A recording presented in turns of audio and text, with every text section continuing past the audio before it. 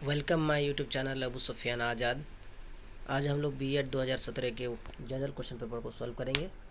तो आइए क्वेश्चन की तरफ और समझे, ध्यान से देखे और ध्यान से सुने भी। यानी पहला क्वेश्चन है, सबसे कम आबादी वाला मुल्क कौन सा है?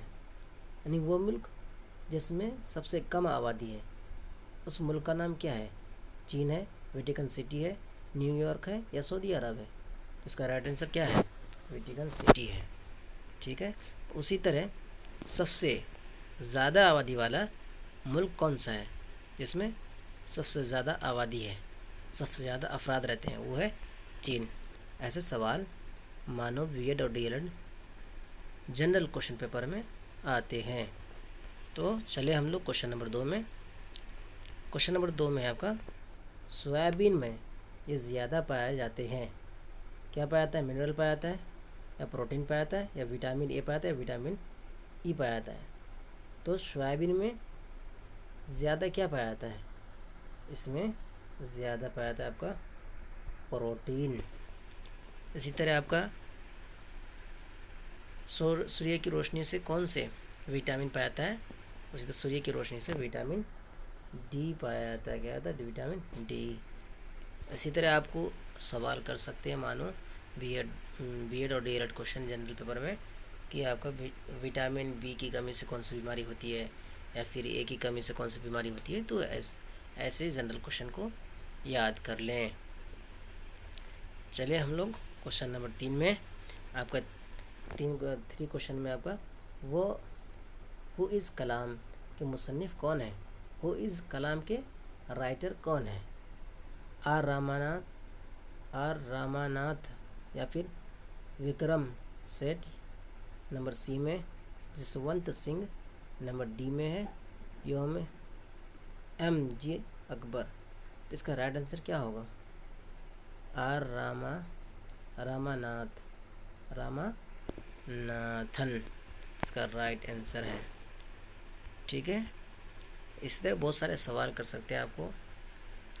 कलाम के 2-3 किताबें हैं, उसको भी याद कर लें। मौलाना आज़ाद के खतूत है, उसके अखबार है, रिसाला है, और उनके डेट ऑफ बर्थ, उनकी पैदाइश से कहाँ हुआ था और वो कब क्या बना था, वो सारा चीज़ याद कर लें।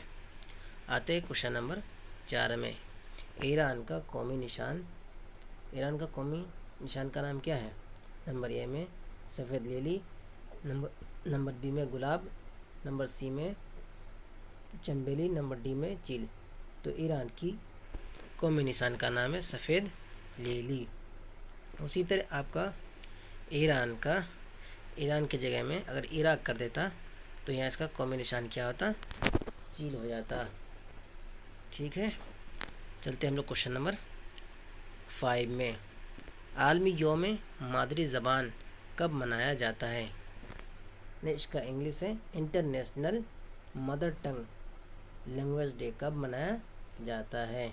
यानी 13 अप्रैल, नंबर बी में 21 अप्रैल, नंबर सी में 23 जनवरी, नंबर डी में 21 फरवरी। तो इसका राइट आंसर है आपका 21 फरवरी।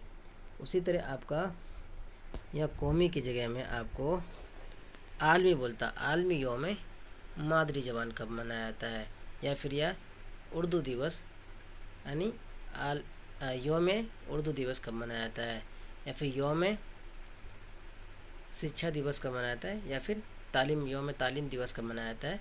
तो ऐसे सवाल मानो BEd DElEd general question paper में सवाल आते हैं, तो इसको याद रखें। आते 6 नंबर में, रिवर्स कप या ट्रॉफ़ी किस खेल के लिए दिया जाता है? यानी ये जो कप है, क्या नाम है? रिवर्स कप किस खेल के लिए दिया जाता है? तो इसका राइट आंसर क्या होगा? क्रिकेट, हॉकी, फुटबॉल या लॉन्ग टेनिस? तो इसका राइट आंसर है फुटबॉल। इस तरह क्रिकेट के खेल में दिया जाता है आपका रणजी ट्रॉफ़ी दिया जाता है, हाफ कप है, बहुत सारा है इसका ट्रॉफ़ी। तो ये सब याद रखें, ऐसे सवाल बार बार आते हैं मानों में। चलिए आते हैं क्वेश्चन नंबर 7 में। जलजलों की पैमाइश के लिए इस्तेमाल होने वाला आला।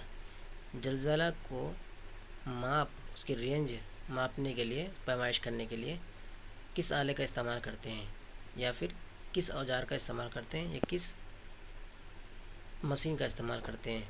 तो वो क्या है? सेस्मोग्राफ। ठीक है। उसी तरह अगर इस सवाल की जगह, अगर यहाँ ज़लज़ला की जगह में आपका एयर देता या फिर हवा देता तो इसके लिए कहता है हाइड्रोमीटर। इसी तरह अगर आवाज़ का देता, ध्वनि का देता, तो इसका क्या होता है आपका? ऑडियोमीटर। ऐसे सवालात आते हैं, इसको देख लें और उसको याद रखें। नंबर 8 क्वेश्चन में आते हैं, यानी कानून हक अतफाल बराए मुफ्त व लाजमी तालीम के कानून को हिंदुस्तान में कब नाफिज किया गया, यानी कब कायम किया गया था? तो वो कौन सी डेट था? उसका राइट आंसर है 1 अप्रैल 2010। इसी तरह 2020 में कौन कौन कानून है, उसमें क्या क्या है, क्या तब्दीली आई है उसमें, या फिर कौन सी नया कानून उसमें जोड़ा गया है, वो सारा चीज़ देख लें। ऐसे क्वेश्चन आते हैं। आते क्वेश्चन नंबर 9 में, यानी हिंदुस्तान का कौमी निशान क्या है?